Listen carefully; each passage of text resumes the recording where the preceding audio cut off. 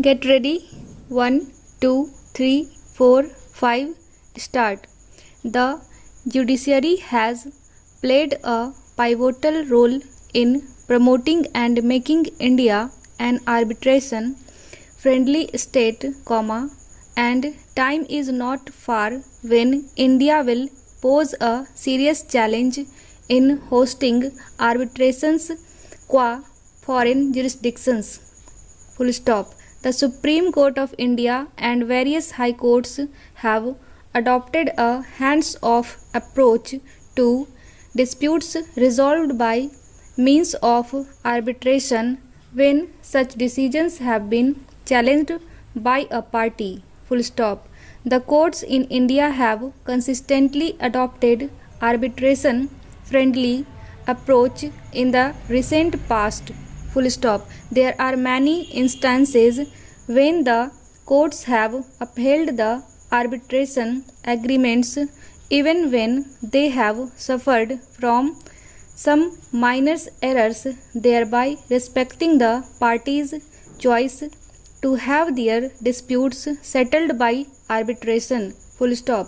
The Supreme Court, while taking a pro-arbitration approach, has upheld an arbitration agreement in spite of the error it suffers and concluded that since the intention of the parties to arbitrate was clear, the court can make the arbitration agreement workable even if it has some errors in it. Full stop. The courts have ordinarily refused to interfere with the awards passed under the Arbitration Act where parties have tried to bypass the provisions of the Arbitration Act. Full stop.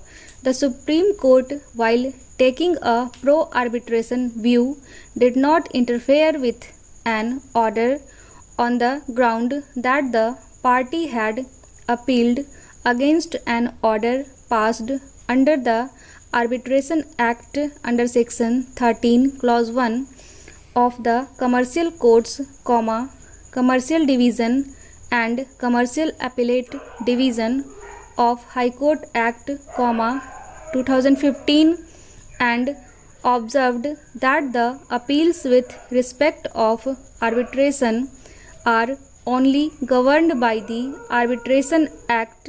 Full stop. A party cannot use the appeal provisions of the Commercial Courts Act, 2015 to bypass the provisions of the Arbitration Act if no appeal is provided under the provisions of the Arbitration Act. Full stop. Further, the courts have been cautious in granting anti-arbitration injunctions. Full stop. The Bombay High Court has held that when a party has remedies available under the Arbitration Act, it cannot obtain an anti-arbitration injunction from the court by ignoring the provisions of the Arbitration Act. Full stop. In this case, a party alleged that one of the arbitrator was appointed after collusion with the other party and without following the procedure agreed upon, and hence sought an order from the court restraining the arbitral tribunal from proceedings with the arbitration. Full stop. The Bombay High Court held that the party making such allegations has a remedy available under Section 12 of the Arbitration Act to challenge appointment of an arbitrator, and hence it cannot be allowed to bypass the provisions of the Arbitration Act. Full stop. Para.